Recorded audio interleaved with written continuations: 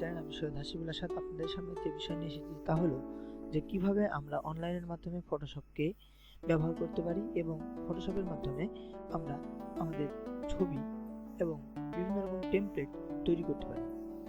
বন্ধুরা, চলুন শুরু করা যাক। আমরা সেজন্য আমাদেরকে ক্রোম ব্রাউজারটা ওপেন করে নিতে হবে। ওপেন করার পর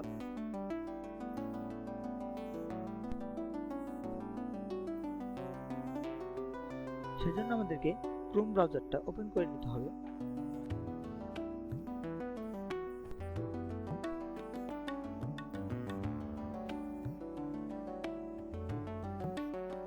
এবার এখানে লিখতে হবে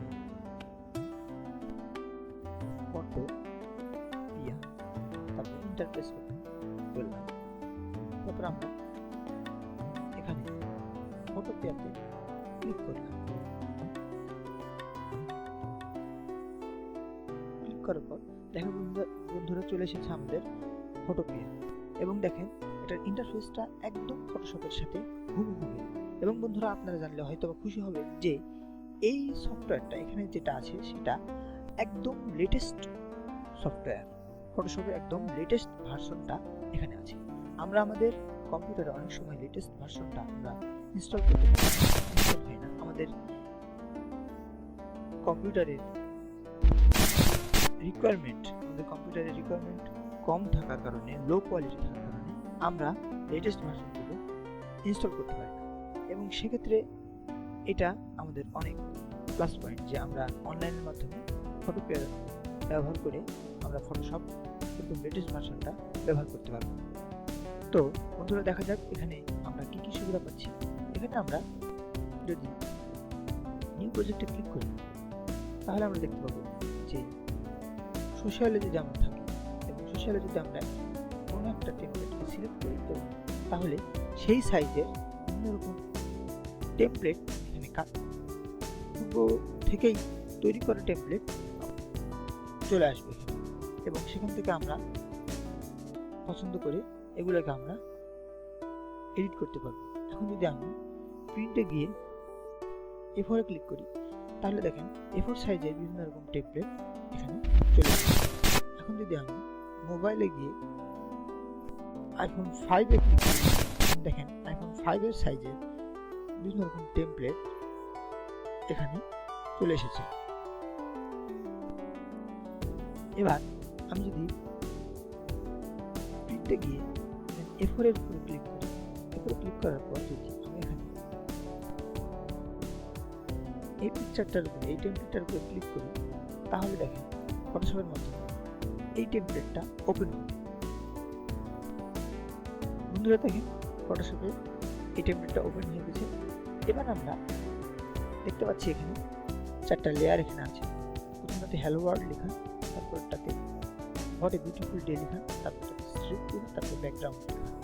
ব্যাকগ্রাউন্ড লেয়ারের জন্য ব্যাকগ্রাউন্ডটা দেওয়া আছে, স্ট্রিপের জন্য স্ট্রিপটা দেওয়া আছে এবং হ্যালো ওয়ার্ল্ডের জন্য হ্যালো ওয়ার্ল্ড এবং হোয়াট এ বিউটিফুল ডে এর জন্য হোয়াট এ বিউটিফুল ডে।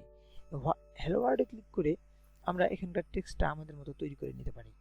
তো বন্ধুরা, এবার যদি আমরা কোনো পিকচারকে নিয়ে এসে এখানে এডিট করতে চাই তাহলে আমরা আমাদের মতো করে এডিট করতে পারবো। সেজন্য আমরা এখানকার টেমপ্লেটটা কেটে দিলাম। কেটে দেওয়ার পর নিউ প্রজেক্টে যাওয়ার পর দেখেন আমরা একটা পেজ সিলেক্ট করলাম, A4 সাইজের পেজ সিলেক্ট করলাম। সিলেক্ট করার পর ক্রিয়েটে ক্লিক করলাম। দেখেন বন্ধুরা, A4 সাইজের পেজ চলে এসেছে। এবার আমরা আমাদের নিজেদের পিকচার যদি নিয়ে আসতে চাই তাহলে ফাইলে যাব। ফাইলে যাওয়ার পর ওপেনে যাব, তাহলে আমাদের ডেস্কটপটা ওপেন হয়ে যাবে। ওপেন হওয়ার পর আমরা এখানে ডেস্কটপে ক্লিক করে আমরা আমাদের যেখানে পিকচার রাখা আছে সেখান থেকে আমরা পিকচারকে সিলেক্ট করব। তো এখানে আমি আমার পিকচার রেখেছিলাম, তো এই পিকচারটাতে ক্লিক করে ওপেনে যদি ক্লিক করি তাহলে আমাদের পিকচারটা ওপেন হয়ে গেল। এখন যদি আমি মুভ টুলে সিলেক্ট করার পর যদি এই ছবিটাকে মুভ করতে চাই দেখেন মুভ হবে,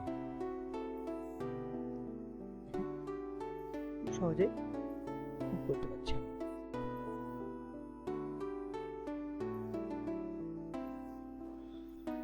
তো বন্ধুরা, এভাবে আমরা ফটোশপের সকল টুল ব্যবহার করে এই ছবিটাকে আমরা এডিট করতে পারি, দিয়ে আমরা আমাদের ফাইলে, আমাদের ডেস্কটপে আমাদের কাঙ্ক্ষিত ফাইলটা সেভ করতে পারি। এডিট করার পর ফাইলে গিয়ে যদি আমরা এক্সপোর্ট অ্যাজ, দেখেন পিএনজিতে সেভ করতে চাইলে আমরা পিএনজিতে ক্লিক করব, পিএনজি সেভ হয়ে যাবে। জেপিজিতে সেভ করতে চাইলে জেপিজি সিলেক্ট করব, জেপিজি সেভ হয়ে যাবে। এসভিজিতে ক্লিক করলে ফাইল সেভ হয়ে যাবে। পিডিএফে যদি ক্লিক করি তাহলে পিডিএফও সেভ হয়ে যাবে। তো বন্ধুরা, এভাবে আমরা অনলাইনের মাধ্যমে খুব সহজেই আমরা ফটোশপ ব্যবহার করতে পারি। আশা করি আপনাদের ভিডিওটি ভালো লেগেছে। যদি ভালো লেগে থাকে তাহলে লাইক করুন, কমেন্ট করুন, শেয়ার করুন, আমার চ্যানেলটিতে সাবস্ক্রাইব করুন। তো পরবর্তী ভিডিওর আগ পর্যন্ত সকলে ভালো থাকবেন, সুস্থ থাকবেন। আল্লাহ।